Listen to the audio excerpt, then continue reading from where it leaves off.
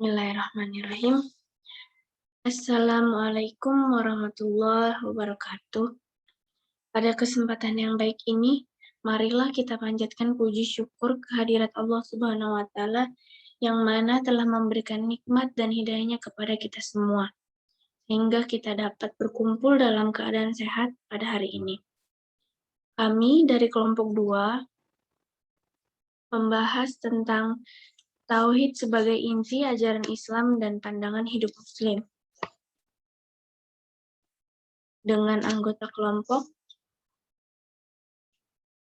Riki Ferdiansyah, Siva Damayanti Tinambunan, dan Zulfadela dengan dosen pengampu Pak Amirullah SPDI MA.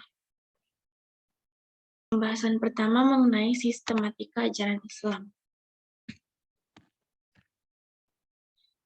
Islam pada hakikatnya adalah aturan atau undang-undang Allah yang terdapat dalam kitab Allah dan sunnah Rasulnya yang meliputi perintah dan larangan-larangan serta petunjuk-petunjuk supaya menjadi pedoman hidup dan kehidupan umat manusia guna kebahagiaannya di dunia maupun di akhirat. Dengan demikian, maka secara umum aturan itu meliputi 3 hal pokok, yaitu pertama, akidah, kedua syariah, dan yang ketiga akhlak. Akidah adalah keyakinan yang mendasari seluruh aktivitas Muslim. Karena ajaran Islam berisikan tentang apa saja yang mesti dipercayai, diyakini, dan diimani oleh setiap Muslim. Karena agama Islam bersumber pada kepercayaan dan keimanan kepada Allah Subhanahu wa Ta'ala. Maka, akidah merupakan sistem kepercayaan yang mengikat manusia kepada Islam. Seorang manusia disebut Muslim jika dengan penuh kesadaran dan ketulusan bersedia terikat dengan sistem kepercayaan Islam. Karena itu, akidah merupakan ikatan dan simpul dasar dalam Islam yang pertama dan utama. Poin yang kedua, akidah dibangun atas 6 dasar keimanan yang disebut dengan rukun iman. Seperti yang kita ketahui, rukun iman ada 6. Yang pertama, iman kepada Allah Subhanahu wa Ta'ala. Yang kedua, iman kepada malaikat. Yang ketiga, iman kepada kitab-kitab. Yang keempat, iman kepada para rasul. Yang kelima, iman kepada hari akhir. Dan yang keenam, iman kepada qada dan qadar. Dalam surat An-Nisa ayat 136, wahai orang yang beriman, tetaplah beriman kepada Allah dan Rasul-Nya, dan kepada kitab yang diturunkan kepada Rasul-Nya, serta kitab yang diturunkan sebelumnya. Barang siapa yang ingkar kepada Allah, malaikatnya, kitabnya, Rasul-Nya, hari kemudian, maka sesungguhnya orang itu telah sesat sejauh-jauhnya. Yang kedua, ada syariah. Syariah merupakan peraturan dan perundang-undangan yang mengatur aktivitas yang seharusnya dikerjakan manusia. Jadi, komponen Islam yang kedua adalah syariah. Syariah ini merupakan sistem nilai yang merupakan inti ajaran Islam. Syariah atau sistem nilai Islam yang diciptakan oleh Allah sendiri, dalam kata lain, Allah disebut syar'i atau pencipta hukum. Sistem nilai Islam secara umum meliputi dua bidang, yaitu pertama syariat vertikal, kedua syariat horizontal. Syariat vertikal ini adalah syariat yang mengatur hubungan manusia secara vertikal dengan Allah, atau ibadah mahdah atau khusus. Yang kedua, syariat horizontal. Syariat horizontal ini adalah syariat yang mengatur hubungan manusia secara horizontal dengan sesama dan makhluk lainnya, atau disebut dengan muamalah. Nah, muamalah ini meliputi ketentuan perundang-undangan yang mengatur segala aktivitas hidup manusia dalam pergaulan dengan sesama dan alam sekitarnya. Adanya muamalah ini membuktikan bahwa Islam tidak meninggalkan urusan dunia, bahkan tidak pula melakukan pemisahan terhadap persoalan dunia maupun akhirat. Bagi Islam, ibadah yang diwajibkan Allah atas hambanya bukan sekedar bersifat formal belaka, melainkan disuruhnya agar semua aktivitas hidup dijalankan manusia hendaknya bernilai ibadah. Ajaran ini sesuai dengan ajaran Islam tentang tujuan diciptakannya manusia supaya beribadah. Akhlak maupun syariah pada dasarnya membahas perilaku manusia, tetapi yang berbeda di antaranya adalah objek materinya. Syariah melihat perbuatan manusia dari segi hukum, yaitu wajib, sunnah, mubah, makruh, dan haram. Sedangkan akhlak melihat perbuatan manusia dari segi nilai atau etika, yaitu perbuatan baik ataupun perbuatan yang buruk. Pembahasan selanjutnya akan dilanjutkan dengan rekan saya. Nah, selanjutnya di sini ada inti akidah Islam. Akidah yang pertama. Bagaimana memahami akidah? Akidah adalah inti daripada pendidikan Islam yang merupakan tujuan diutusnya para rasul di muka bumi. Pengertian akidah, baik secara etimologi dan terminologi, merupakan kepercayaan atau keyakinan yang harus diakui kebenarannya tanpa keraguan sedikit pun. Akidah berasal dari kata akada yakidu akdan, yang berarti simpul, ikatan, dan perjanjian yang kokoh dan kuat. Selanjutnya ada 6 pokok kerangka akidah. Yang pertama, iman kepada Allah Subhanahu wa taala. Rukun iman yang pertama ini rukun iman yang paling mendasar. Iman kepada Allah maksudnya kita wajib percaya atas keesaan zat, sifat, dan perbuatannya. Yang kedua, ada rukun iman kepada malaikat Allah. Iman kepada malaikat merupakan rukun pokok akidah. Maksudnya, iman kepada malaikat ini kita percaya bahwa malaikat itu makhluk Allah yang diciptakan atas nur dan cahaya. Karena pada hakikatnya, malaikat termasuk makhluk gaib yang kita tidak bisa melihat secara kasat mata. Yang ketiga, ada iman kepada kitab-kitab Allah. Umat Islam itu diwajibkan untuk beriman kepada 4 kitab. Yang pertama, kitab Taurat dari Nabi Musa. Yang kedua, kitab Zabur kepada Nabi Daud. Yang ketiga, kitab Injil kepada Nabi Isa. Dan yang terakhir, Al-Quran kepada Nabi Muhammad. Yang keempat, ada iman kepada Rasul-Rasul Allah Subhanahu wa Ta'ala.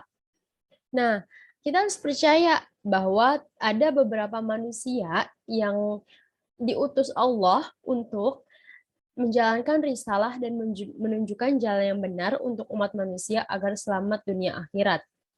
Beberapa manusia ini manusia-manusia yang dipilih, manusia khusus yang dipilih dan diutus Allah Subhanahu wa taala.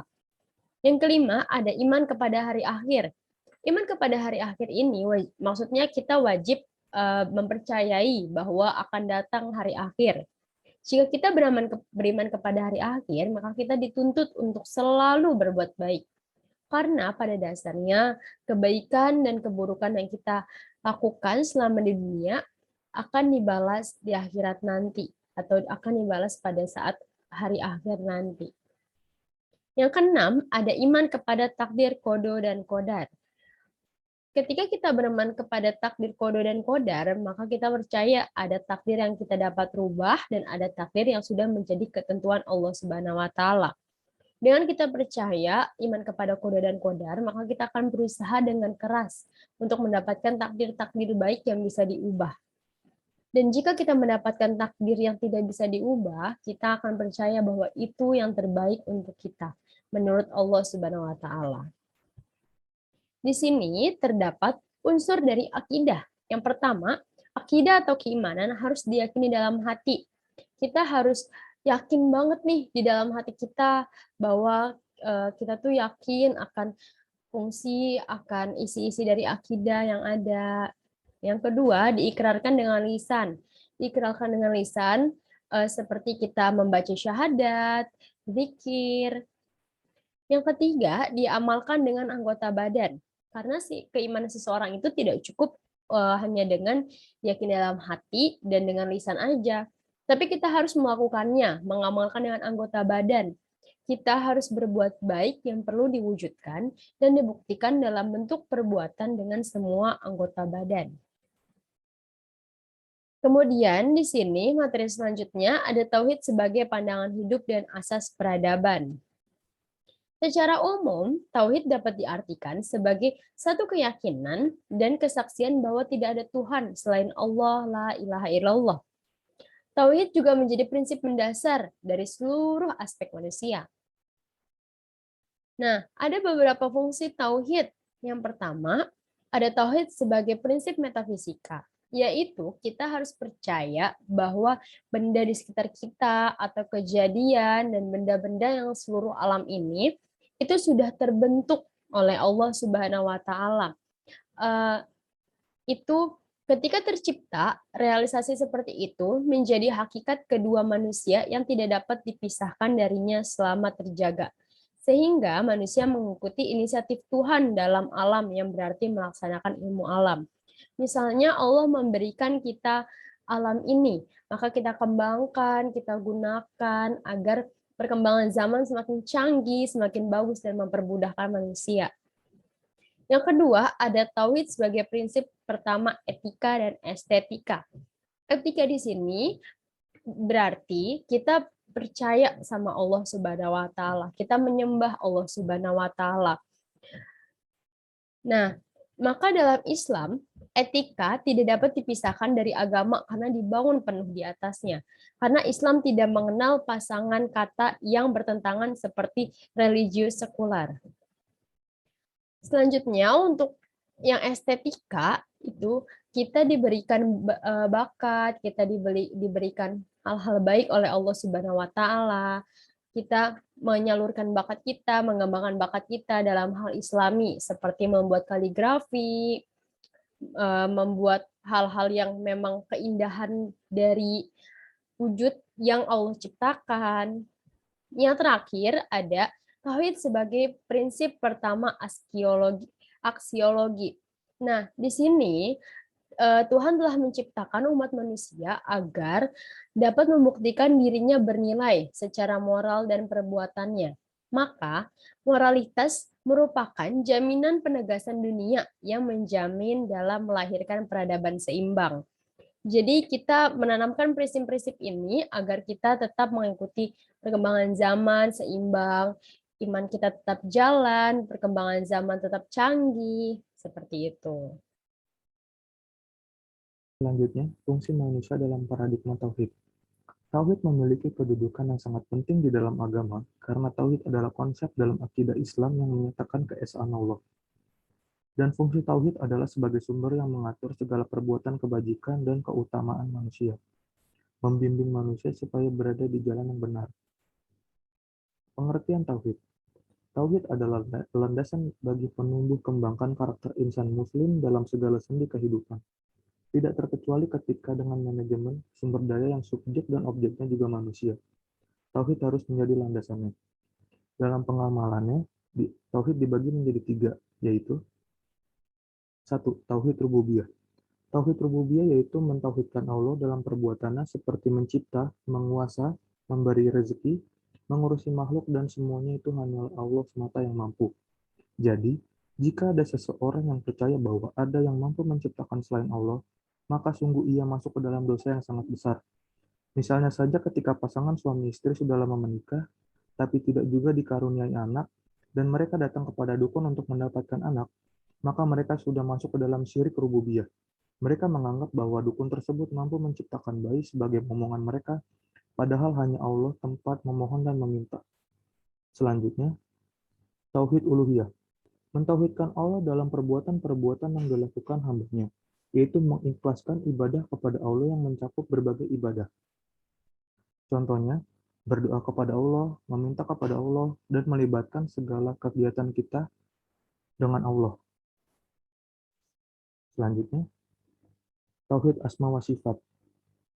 Mengimani dan menetapkan apa yang sudah ditetapkan oleh Allah dalam Al-Quran dan oleh Nabi Muhammad dalam hadis mengenai nama dan sifat Allah tanpa mengubah makna, mengingkari, mendeskripsikan bentuk, dan memisalkannya. Contohnya, tidak mencontek atau melakukan kecurangan karena meyakini Allah memiliki sifat al-basir, yaitu maha melihat. Meminta hanya kepada Allah karena meyakini Allah memiliki sifat al-karim, yaitu maha dermawan dan pemurah. Senang memaafkan orang lain karena Allah memiliki sifat al-ghafur, maha pemberi. Selanjutnya, tauhid sebagai pembentuk kepribadian. Rasulullah sudah mengajarkan dan membina sahabatnya atas bimbingan langsung dari Allah Subhanahu wa taala. Melalui ayat-ayat Al-Qur'an dalam bahasa kerasulannya, hal tersebut merupakan proses menciptakan pribadi-pribadi yang baik dalam operasional ekonomi syariah. Adapun beberapa ayat-ayat Al-Qur'an tentang generasi yang baik, seperti yang tercantum dalam surat Al-Imran ayat 110 yang artinya, kamu adalah umat yang terbaik yang dilahirkan untuk manusia, menyuruh kepada yang ma'ruf dan mencegah dari yang mungkar, dan beriman kepada Allah. Sekiranya ahli kitab beriman, tentulah itu lebih baik bagi mereka, di antara mereka yang beriman, dan kebanyakan dari mereka adalah orang-orang yang fasik. Di sini, yang dimaksud adalah pribadi-pribadi yang baik dalam operasional ekonomi syariah adalah peranan tauhid bagi kehidupan para praktisi ekonomi syariah itu, tauhid memerdekakan manusia dari perbudakan. Artinya, memerdekakan hati dari sikap tunduk, menyerah, dan menghinakan diri. Tauhid akan membentuk pribadi seseorang yang kokoh dan kuat, menjadikan hidupnya istimewa, dan arah hidupnya jelas hanya beriman kepada Tuhan selain Allah Subhanahu wa taala. Sekian dari kami. Wassalamualaikum warahmatullahi wabarakatuh.